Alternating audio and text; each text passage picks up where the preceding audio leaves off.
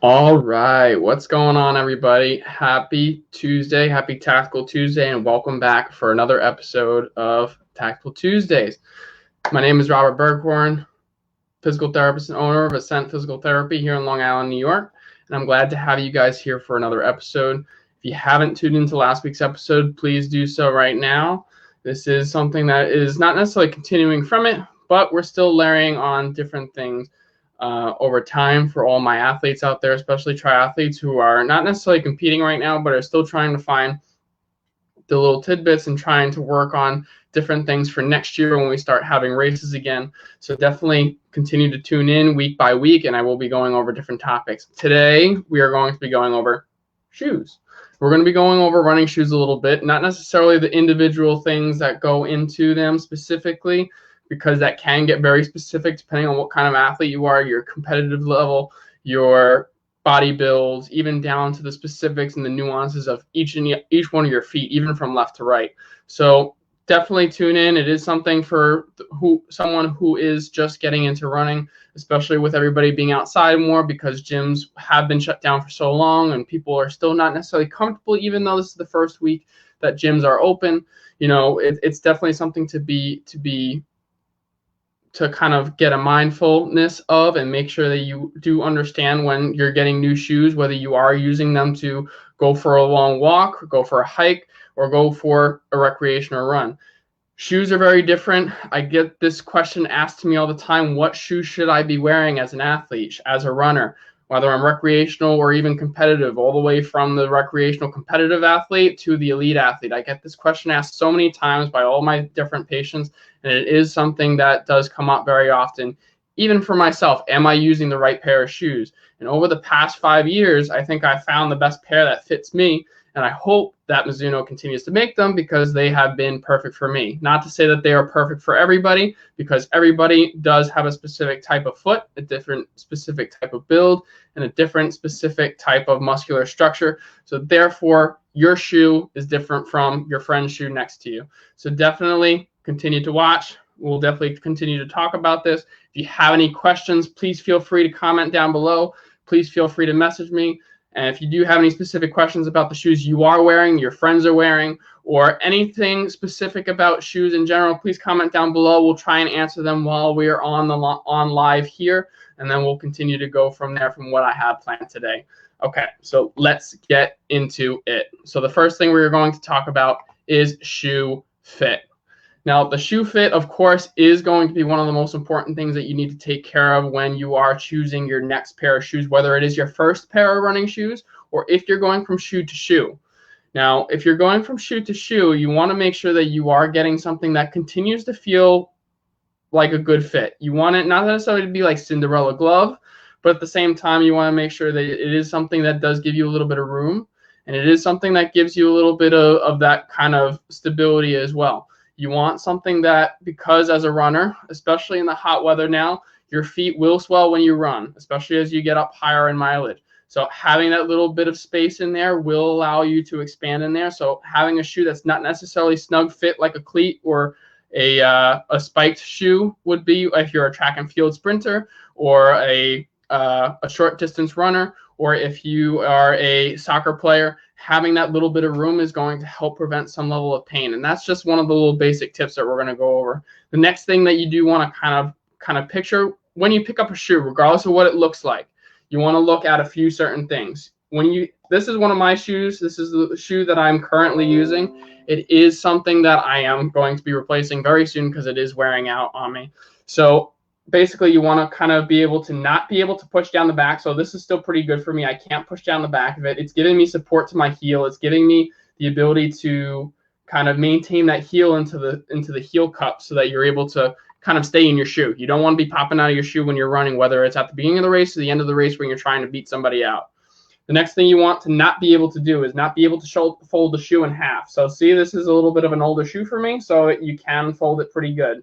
When you pick it up and when you are able to bend it, you should pretty much only be able to bend it to here. If you're able to fold it in half, depending on what kind of athlete and what specific levels you are, don't get that shoe. It's not going to be the best for you unless you're a minimalist runner. you have been training in minimalist properties for a long period of time and you've adapted your foot to be that kind of race or kind of training level, unless you're doing that, make sure you can't fold it in half. And the last thing, make sure you can't wring it out like a sponge. So you shouldn't be able to twist it and wring it out like a sponge. This is still pretty good for me, even though it is a little bit more mobile, because I have used it for a pretty good portion of what it should be its life.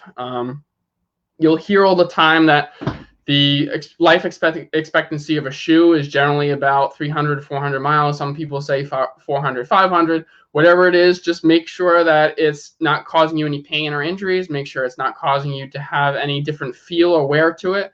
Make sure you don't have any kind of tearing in the mesh fibers on the top or the upper of the shoe, which is this component up here. Make sure there's no tearing or wear and tear up top here. If you do start to know that, it may be time to replace that shoe. Now, the next thing we want to talk about is that mobility versus stability. And that's another question I kind of get a lot.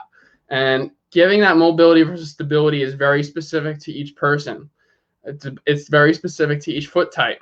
And what I'm going to tell you is most podiatrists, most foot experts will tell you that if you do have flat feet, you're going to need a stability shoe. You're going to need a pronation shoe. And those shoes do tend to be a little bit heavier. They do tend to be a little bit different as far as what they're allowing you to do. But at the same time, you want to make sure that you are able to control it. So how I want to kind of explain this a little bit more is, if you are someone who has flat feet, if you are someone who is more of a pronator, or you've been told you're more of a pronator, it's not just the shoe. The shoe is not going to be the end all be all. You need to make sure that you're able to control it. So having the strength not only in your feet, but the strength in your hips and your knees to make sure you're able to control your shoe, to control your pronation, because pronation is a natural thing that occurs. You need to have a basic load and absorption and be able to spring back. That pronation is that loading of the spring that we have with each step that we take when we run. And then that kind of supination, or that kind of upturn of our foot, is what's going to help us spring off the ground and kind of get to that next step. So making sure that you're not just looking at the fact that you have pronation, it's the fact that you also have the control to do it. So for me personally, I do have flat feet. I don't have pancake flat feet. I'm not like completely flat on the ground, but at the same time, my feet are pretty flat. But at the same time, I have a neutral shoe. This isn't a stability shoe. It's a regular neutral shoe. I've just over the years have grown from a stability shoe, which did tend to be heavier and clunkier and didn't really give anything for me as far as stiffness. So I was a little bit on the slower end. And then, as I got stronger, as I got more stable in my foot, I've been able to wean myself off of the stability shoes, and I'm in a more neutral shoe. And if I wanted to, I've ran in cross-country shoes before, spike shoes, and I haven't had any issues with them. So it is not necessarily about your stability, just the shoe itself. Make sure you're getting your strength and stability as well. So basically, that's one little tidbit. As far as mobility goes, make sure you have enough room so that you do have that ability for you to kind of give you that little bit of twist, so that you are able to move, so that you're able to absorb force, or you're able to spring force. Because it's not only what you push off the ground with your legs or your knees or your hips, it is from your foot as well. You make contact with the ground. The last thing that comes off the ground is your toes. So you need to be able to move in it too. So making sure that you have enough mobility, but at the same time, enough stability that is specific to you, is what is going to help carry you on through to what you want to do, whether in your racing or training. The next thing I want to go through is your heel drop. Now, heel drop is something that is talked about. It has been specifically talked about, especially when we talk about minimalist shoes and barefoot running. That is another hot topic. I'm not going to go too far into that today, just because that is its own separate monster, and it is something that does get talked about. But when you're going to try for shoes, especially when you're going from shoe to shoe, you want to make sure that it has a similar heel drop. Now, that heel drop is basically the amount of distance between where your heel would sit and the bottom of the shoe. So the difference in change between where the ground is and where your heel sits in the shoe, because as we go through a regular shoe, your heel is going to sit a little bit higher from where your toe would be. Now, The regular heel drop for a general average shoe is going to be about 10 millimeters.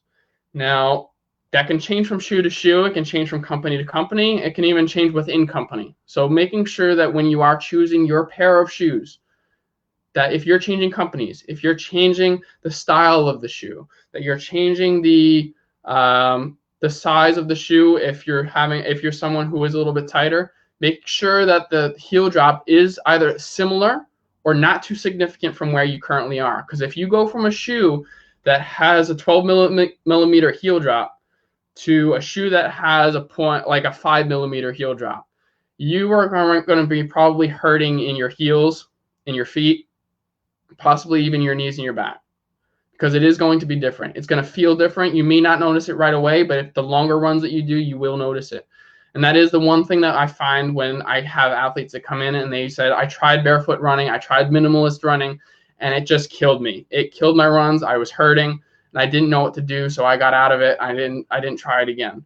It's because of that change in the drop, and they didn't adjust for it. They didn't kind of gradually go from a shoe that had like maybe that 10 millimeter heel drop to a shoe that had maybe a 6 or an 8, and then drop down to like a 4 or a 3, and then went to that shoe that maybe had like a 2 millimeter or a 0 millimeter where you're completely even with the ground, like if you were barefoot. So making sure you do have that kind of background and knowing where to look for that heel drop in your shoe. So either checking out the shoe manufacturer itself specifically, or making sure that you're kind of looking up where your shoe is in relation to another shoe is going to be important for you in this sense. The last thing I do want to talk about a little bit is shoe design, because shoe design is appropriate, and I'm not just talking about the color, because the color of your shoe is the last thing you should be considering. Whenever I choose a shoe, especially the shoes I've been using for the past 5 years, these are the Mizuno Wave Riders. These are the ones that I've been using just because they've worked the best for me. This is, I think, the 22, and it is something that has been very well for me. It worked very well for me, and I do plan on getting this brand and this shoe type again, just because it has helped me as far as my running background. And I haven't been really injured at all unless I did something stupid with my training. So I'm not saying everybody should get the shoe. Everything is specific to everybody. Try different shoes. It is something that you may have to test out a little bit, especially if you're someone who has had a significant recent history and injury. And I will talk a little bit about that at the end of this. But make sure that it is a shoe that works for you. So as far as shoe design goes, there's a few different things that do come into play. The upper part of the shoe does make sure that it is giving you enough support, but it is not restricting your ability to move. One thing I do like to do is kind of, I know that not a lot of people have that knowledge of what the two loops at the top of the shoe have in common, but someone long time ago, a physical therapist, taught me how to make it looped so that it did give my ankles a little bit more stability. That is one thing to kind of consider. If anybody wants that specifics about how to do that, please feel free to comment down below, or please feel free to message me. I'll be more than happy to kind of walk you through it about how to work that through. But also making sure that when you do have your shoe, for shoe fit, the design of the heel back here can influence how you run, how you move. So basically, see how my shoe here kind of meets in line with where the back of the heel is, or the heel cup. So that meets in line. It's a little bit more of a neutral. Some shoes can have this heel portion be a little bit more in. Some shoes, like the Vaporflies or any of the Next Percents that you see the more elite marathoners running with, they have that little bit of an extension on the back. Now, as far as that goes, it will affect how you move, what muscles are affected, and how quickly it will be impacting your run. So for those people who do have similar shoes like the Vaporflies or the Next Percents that do have that little outcropping, what that does is it will put, if I had my ankle on my shoe here and this is my tibia here, and we have the muscles on the front of your shins, you will get beat up a little bit more there because there's a longer lever arm between where your foot is going to hit the ground back here and where the muscles are being impacted here. So there's going to be more force over a longer period of time. So as you come down for your foot contact, you will have a greater level of force going through the front of your shin. Can that give you some kind of level of shin splint kind of feeling, or can that give you some increased soreness in the front of your shins? 100%. That is something that is a major complaint of people who do have that kind of shoe design. It is something that can occur, but it is not something that you should avoid. You just need to make sure that you are aware of it and make sure that you kind of mitigate it through your training, through your kind of build up and you're working into the shoe. So making sure that you kind of are taking breaks, you're not doing as much mileage as you were in your older pair of shoes, and making sure that you are kind of changing it as you go. One other thing to kind of note about the shoe is also how the last is designed. Now, the last of a shoe is basically the basic structure. Most shoes have a specific last to it, and it's always similar to this one, where we're kind of built out this way and we come in this way a little bit. If you look at shoes that are kind of like what you would call Altas, I know that company is more of a minimalist shoe kind of company, but it does follow the regular foot pattern of a regular person. So you will notice that the last looks a little weird when you put the shoe on it. You look weird because it looks like you have a big bulbous kind of foot on the outside. And it is because it follows the normal foot of a shoe. So you'll have this little outcropping for where your big toe should be, but most shoes don't have that. So that is something to consider as well. Most of them are neutral lasts, just like this one. So it is something that you don't necessarily have to worry about as much, but it is something to kind of keep in mind. One last thing as far as shoe fit goes, if you start noticing, and this kind of leads into my bonus for today, if you start noticing early breakdown in your shoes, either get yourself checked out to make sure that you're not using inappropriate mechanics, or kind of figure out why your shoes are breaking down sooner than other shoes that you've used in the past. So my bonus for today is shoe wear and tear. Now, as I mentioned before, shoe wear and tear is a thing. It does happen. Running shoes specifically, pavement running shoes, are a little bit stronger. It will last you a little bit longer as far as breakdown. They're built that way so that you don't have to kind of, not necessarily don't have to replace them, but at the same time, you're not going to have as much breakdown so that you're not running through them every month or two. Like if you wore like a regular sneaker, or if you went through like a regular tennis shoe or whatever, which you shouldn't be running in anyway.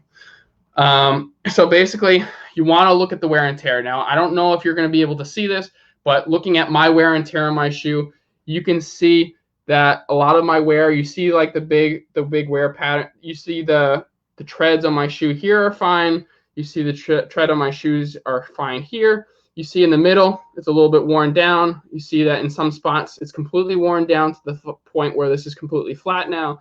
That is something that happens. If you notice in the back, you don't see as much wear and tear. I am more of a midfoot striker, so you see in the middle of my sole here that I am wearing out the middle of the sole all the way up into the midfoot. So I am rolling straight through my foot, and I am pushing off in the front of the toe, which is appropriate. You may notice that some of your wear and tear may be on the outside of your foot. If you're noticing a large portion of wear on the outside of your foot, you're not using enough pronation and you're not getting enough push off on your big toe. Your big toe is going to be what's going to give you that power, that push off, that bigger push and bigger stride length into your next step, which is going to allow you to, 1, prevent injury, 2, prevent stress fractures, and 3, be able to continue on and be forceful with your running and have a better speed and kind of force distribution throughout your body.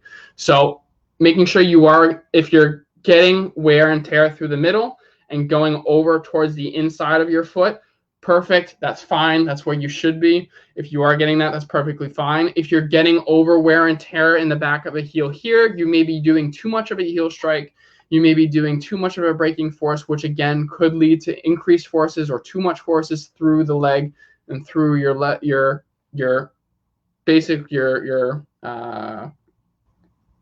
force systems, and which could lead to breakdown and injury over time. So be aware of that. Make sure you're not getting too much breakdown back here. Make sure you are getting force transmission over between the middle and the front side. So when you do replace your shoes, you are aware of where you're getting kind of breakdown and if you need to change companies or if you need to change shoes.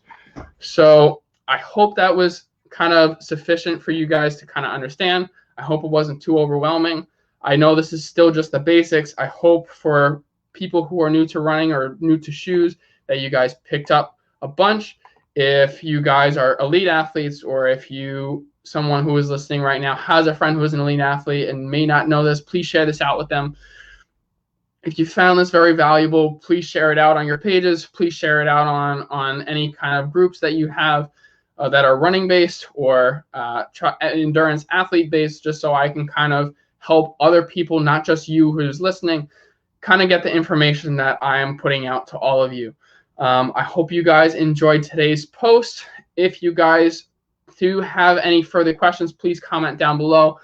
Please message me directly, especially if you have shoe-specific things that you have been dealing with, whether it is you've been dealing with kind of injuries, or if you don't feel like you have the right fit, even after being seen by multiple people to help you.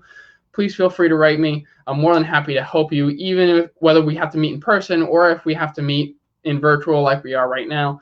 I'm more than happy to help you. No obligations. Whatever you need, I'm here for you. I hope you guys have a great day. If you do have any specific topics you would like to hear about, again, please comment down below. Please message me. I'm more than happy to kind of give you a rundown on what I have to give you or what knowledge base I do have. And I hope you guys tune in next week, and I will see you guys next Tuesday. Talk to you guys soon. Have a good one.